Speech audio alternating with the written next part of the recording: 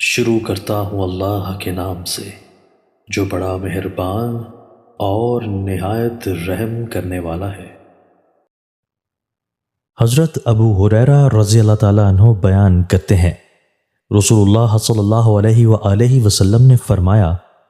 بے شک اللہ فرماتا ہے، انسان میری عبادت کے لیے فارغ ہو جا،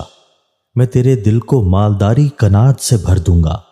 تیری محتاجی ختم کر دوں گا، اور اگر تو ایسے نہیں کرے گا تو میں تمہیں کاموں میں مصروف کر دوں گا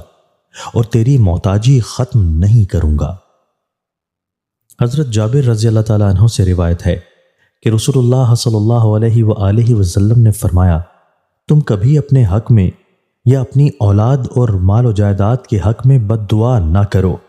مبادا وہ وقت دعا کی قبولیت کا ہو اور تمہاری دعا اللہ تعالیٰ قبول فرما لے، جس کے نتیجہ میں خود پر یا تمہاری اولاد یا مال و جائیداد پر کوئی آفت آ جائے۔ تشریح: انسان بے صبر اور جلد گھبرا جانے والا ہے اور اس کا علم بھی بہت محدود اور ناقص ہے، اس لیے بعض اوقات وہ اللہ تعالیٰ سے ایسی دعائیں بھی کرنے لگتا ہے جو اگر قبول ہو جائیں تو اس میں خود اسی کا خسارہ ہو۔ رسول اللہ صلی اللہ علیہ وآلہ وسلم نے ایسی دعاؤں سے منع فرمایا ہے۔ دوستو، اللہ تعالیٰ ہمیں ان احادیث مبارکہ پر عمل کرنے اور اپنی زندگیوں کو سنوارنے کی توفیق عطا فرمائے۔